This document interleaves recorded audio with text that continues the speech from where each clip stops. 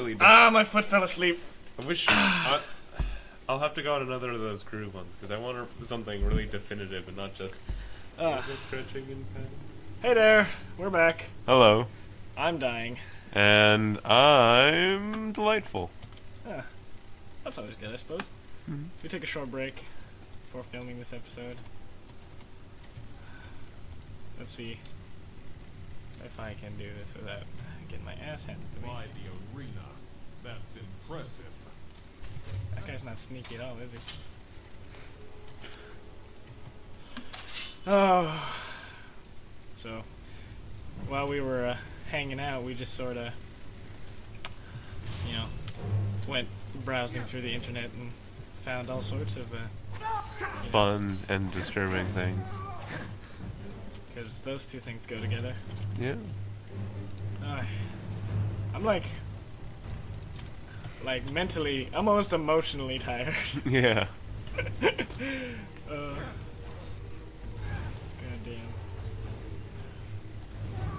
damn. There's lots of things on the internet you see, and you go, wow, the world is, we're headed in the right direction. The world as it is right now is okay. Like when you see those respirators on certain sites where they're developing things which essentially convert, get oxygen out of water, and they function as gills, like mechanical gills for human beings. Yeah. That's moments when I'm like, wow, we're putting our heads together and coming up with something really cool. I like those billboards that turn polluted air into clean air. Yeah. At the same rate that... Like 400 trees would? It was like 1,200 trees. Really? 1,200? Something ridiculous. Oh, God. And we're just like, that's... actually, on that note, I'm surprised that, we haven't come up with anything to turn salt water into fresh water. Mm-hmm. I mean, we went to the moon in, 2 years? Yeah. I'm no history junkie. I couldn't do history to save my life, so I have no clue. But I thought it was something... Within, technically we were trying to do it, since the time we were like, I wish we could get to that thing. But, like the space race kind of thing. Within the space race, I think it was, 10 to 20 years. What I mean by that is, I think, Cold War started, and then we had a long period of time where we were like, what should we do to prove the Russians are idiots? And then there was a really quick period where everything gained speed, leading up to essentially I think maybe a 2-year period of discussion where it was like, alright, we got everything together. Yeah, we're on the moon. Okay. But like I said, it took them, with that level of technology, and the advancements made in the short period of time. Yeah. Why we haven't come up with something like turn salt water into fresh water. I think we'd probably need as much as say one could make the same argument about the whole billboards that convert oxygen kind of thing. Yeah. I feel as though we'd probably need some specific reason for enough people to get behind it to move that quickly towards getting salt water into fresh water kind of stuff. Lots of droughts that we're going through, and the fact that fresh water would make... I mean, I think another interesting thing would be able to, the Japanese, from what I remember, what I heard, are making these buildings that can, the amount of food they produce, yeah. They can produce, 1,000 acres of food in a 100-acre space or something like that. Mm-hmm. And lots of innovative things like that. I think that's really interesting. I'd like to get behind that. Yeah. But it's just we don't do that. At least I don't feel we do that. I don't hear any. They don't get much press. Yeah. I give our generation a lot of cultural crap, and I feel that a lot of it's justified because I do feel as though our cultural side has lost a certain amount of its poignancy. But as far as, our advancement, technologically, we're really doing a good job. You think so? As far as, we're starting to see the benefits and rewards and stuff of stuff we've been working on in terms of things like the billboard and stuff like that. I don't think, for instance, that, creating more apps for the iPhone is doing anything, but I think that there are enough, really important things that are getting done that I can say that within that range of technological advancement, we're doing a good job. Huh. I got one thing I'm concentrating on. Not breaking these picks. Which is not to say we're, doing enough of Ah. it, but just that what we are doing is good. Okay.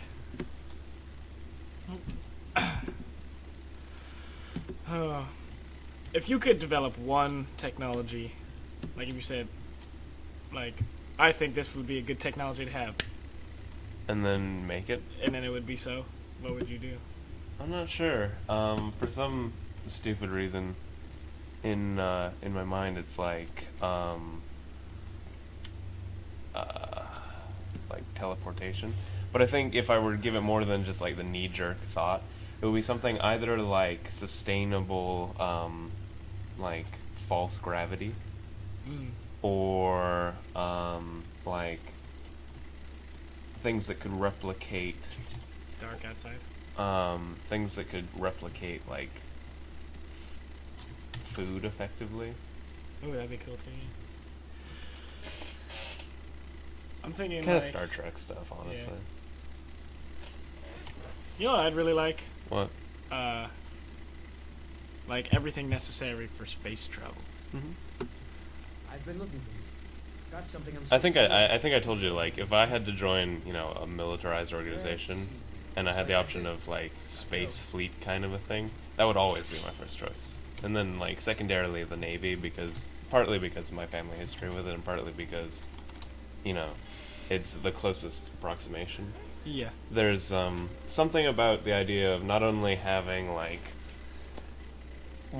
having this huge space to explore on something which needs the maintenance and engineering thought and creativity of a ship, but also the fact that it's like not just one big army and then like a command post and then little subgroups and stuff. It's like the Navy, the little battle groups which each has their own ship, and then the subsections within that ship.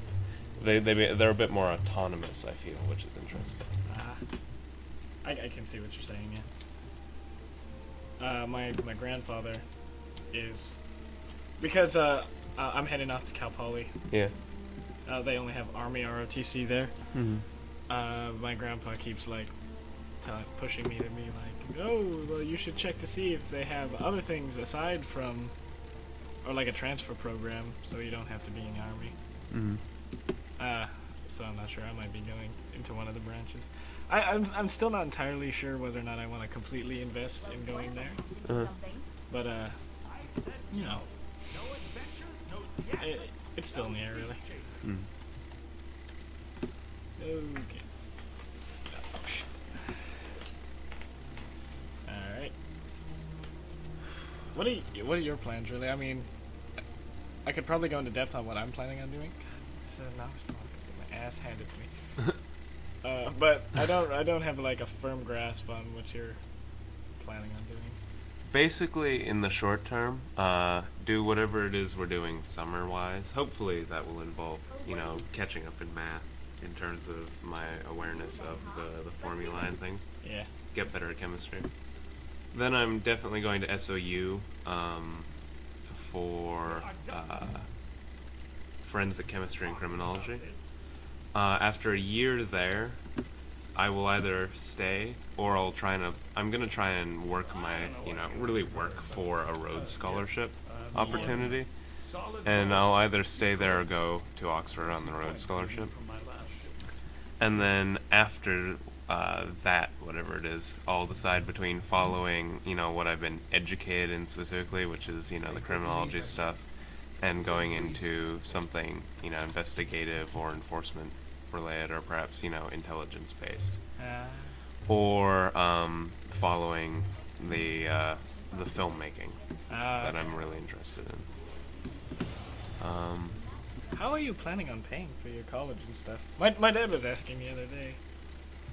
My school has given us, a package that covers a good deal of it. So there's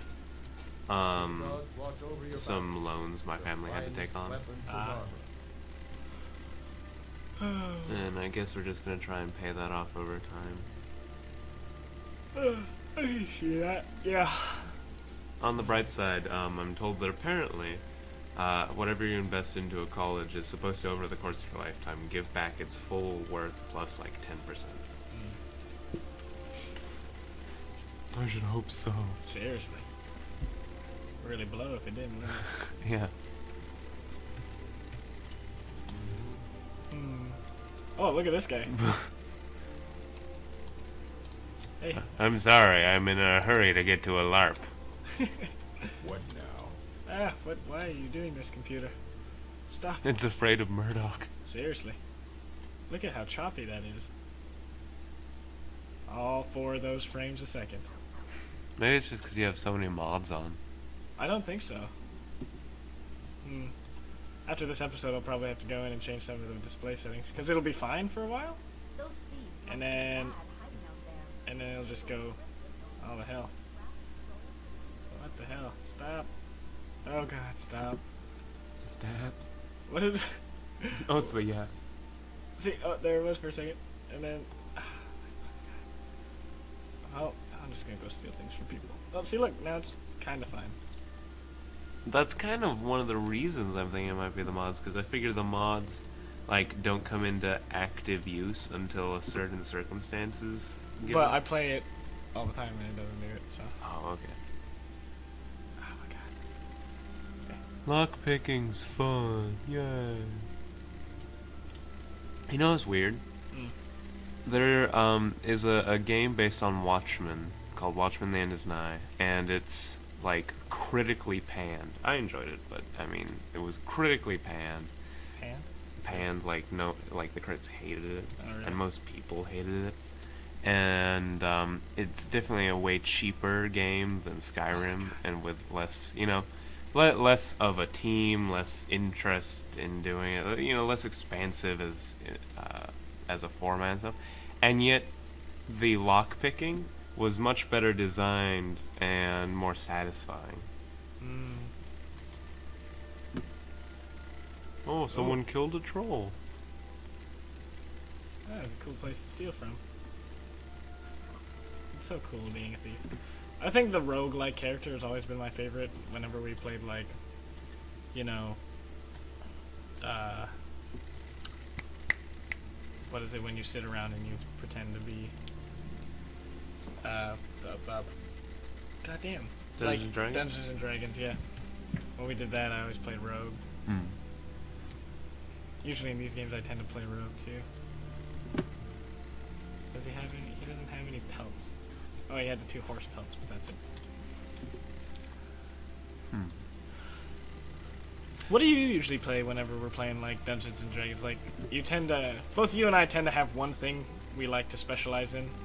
Because I'd say we're pretty avid, like, role-player type guys who like to just really get enveloped in our character. Whatever...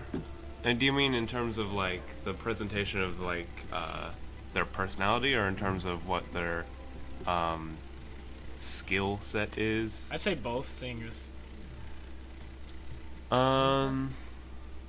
Typically, as far as skill set goes, I try and find something which is, like a combinatory character. Like, for instance, I'll give an example from, you know, a less, free-form game, Mass Effect. Yep. I choose the combination of the soldier and the engineer, because I want, like, the when I think of a character, like when I think of my character, I want to be able to think of him as, you know, sort of man of action with the capacity for scientific know-how or something. Ah, okay. So I like someone who has characters who have, like, an education, but are still capable of getting around and doing things. Oh, okay. Which is also, you know, just useful in the game. And then, as far as personality goes, typically, if it's like something like Mass Effect, where the responses are chosen, I try and choose whichever response, like, most fits my typical response, or alternatively something of a slightly more, you know, charitable demeanor. Yeah. And I think I do the same thing in freer things, but obviously concocting my own. Something that reflects my sensibilities, but if I can help it on a a higher plane of nobility. Ah, okay, I understand. But like, is there a specific character for that? I don't think so, which is, I mean, it's hard to have a specific character for. That's really cool. It does actually. Look, the belt looks kind of Assassin's Creed. It does, doesn't it? Assassin's Creed. It does, it's Creed. Look at it, Assassin is a good noogie. I'm not sure. Let's see. You don't play like mage, do you? I Take think what you need, my friend. Take a look. for practicality's sake, when I'm playing something like this, I usually choose something like ranged, like an archer or something. Though when we were doing Dungeons and Dragons type stuff, I think I was a mage, yeah, because that fits in with the archetype of the educated person. Oh, okay. Steel. Because it's never been practical, because of how little I play Skyrim.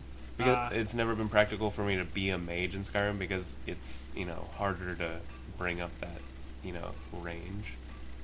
But if I was a much more dedicated person, I'd do that, and then I'd go to like the mages college, just because I'm like, oh, college. These are all different modded swords. You can see they're really cool. Those are actually really nice. I just go through try to find one that looks cool. Unfortunately, since all the numbers are weird because some of the mods are from different things, so the damage numbers are all different. Sometimes I have to go in there and like use console commands in order to make everything seem like around the same. Because I know this says 18 damage or whatever, but the regular steel sword does like 20 some, and that's because the game's changed the how it works in order to be different like it wanted to be. So that's kind of cool. Simple. Is there any way to do like an overarching console command? Unfortunately, no. I like this one. It'll never let you down. I need a gold ingot and a mammoth tusk, though. That's kind of a pain in the ass. Can't you just console command your way to having those in your inventory? I could, but I don't really want to cheat like that. It kind of defeats the purpose. Then I would just get the strongest, whatever. I suppose. I suppose for now I'll just keep the weapons that I have. Man, that armor looks so cool, though, doesn't it? You could console command your way to the cheated sword and then give it to someone and be like, I'll return for this when I'm worthy. Oh, well, look at the time. Next time on WatchMakerSons, we'll hopefully make it to the big, Also, eating dirt. Oh yeah, I forgot we were talking about eating dirt, the original. Alright, so we'll talk about eating dirt once we get up to the place up there. Okay. Alright, Bye. Thanks for watching this classic episode of WatchMakerSons. Feel free to check out our newer videos below. If you want to stay updated with new content, why not hit that subscribe button? Until next time!